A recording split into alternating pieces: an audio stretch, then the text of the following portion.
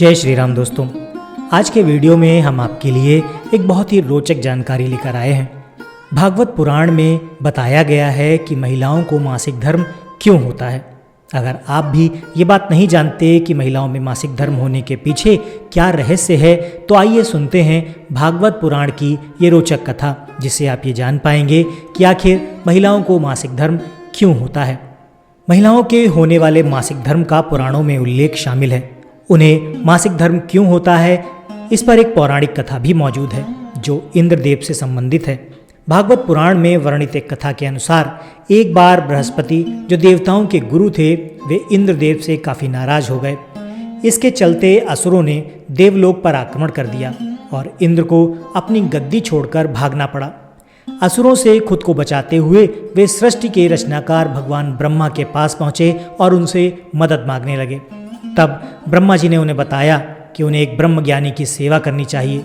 यदि वो प्रसन्न हो जाएं, तभी उन्हें उनकी गद्दी वापस प्राप्त हो सकती है। आज्ञा के अनुसार इंद्रदेव एक ब्रह्म ज्ञानी की सेवा में लग गए, लेकिन वे इस बात से अनजान थे कि उस ज्ञानी की माता एक असुर थी, इसलिए उसके मन में असुरों के लिए एक विशेष स्थान था। इंद्रदेव द्वारा अर्पित की गई सारी हवन की सामग्री जो देवताओं को चढ़ाई जाती है, वो ज्ञानी उसे असुरों को चढ़ा रहा था। इससे उसकी सारी सेवा भंग हो रही थी। जब इंद्रदेव को ये पता लगा तो वे बेहद क्रोधित हो गए और उन्होंने उस ब्रह्म ज्ञानी की हत्या कर डाली।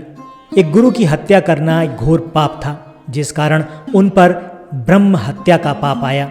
ये पाप एक भयानक राक्षस के रूप में इंद्र का पीछा करने लगा। किसी तरह इंद्र ने खुद को एक फूल के अंदर छिपाया और 1,00,000 साल तक भगवान विष्णु की तपस्या की। तपस्या से प्रसन्न होकर भगवान विष्णु ने इंद्रदेव को बचा तो लिया, लेकिन उनके ऊपर लगे पाप की मुक्ति के लिए एक सुझाव दिया। इसके लिए इंद्र को पेड़, जल, भूमि और स्त्री को अपने पाप का थोड़ा थोड़ा अंश देना था। इंद्र के आग्रह पर सभी राजी हो गए, लेकिन बदले में उन्होंने इंद्रदेव से उन्हें एक वरदान देने को कहा। सबसे पहले पेड़ ने उस पाप का 1/4 हिस्सा ले लिया, जिसके बदले में इंद्र ने उसे एक वरदान दिया।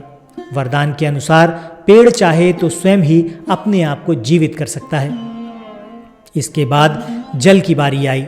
जल को पाप का दूसरा हिस्सा दे दिया।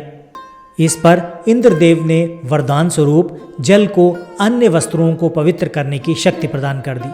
पाप का दूसरा हिस्सा नदी को दे दिया, जिसमें जल है। इंद्रदेव ने वरदान स्वरूप उन्हें अन्य वस्तुओं को पवित्र करने की क्षमता प्रदान कर दी, पवित्र करने की शक्ति प्रदान कर दी। यही कारण है कि हिंदू धर्म में आज भी जल को पवित्र मानते हुए पूजा पाठ में इस्तेमाल किया जाता है। तीसरा पाप इंद्रदेव ने भूमि को दे दिया। इसके वरदान स्वरूप उन्होंने भूमि से कहा कि उस पर आई कोई भी चोट हमेशा अपने आप ही भर जाएगी। अब आखिरी बारी स्त्री की थी। इस कथा के अनुसार स्त्री को पाप का हिस्सा देने के फलस्वरूप उन्हें हर महीने मासिक धर्म होता है, लेकिन उन्हें वरदान देने के लिए इंद्र ने कहा कि महिलाएं पुरुषों से कई ज़्यादा काम का आनंद उठा पाएंगी। इस दौरान वे ब्रह्म हत्या यानी कि अपने गुरु की हत्या का पाप ढो रही होती हैं, इसीलिए उन्हें अपने गुरु तथा भगवान से दूर रहने को कहा जाता है।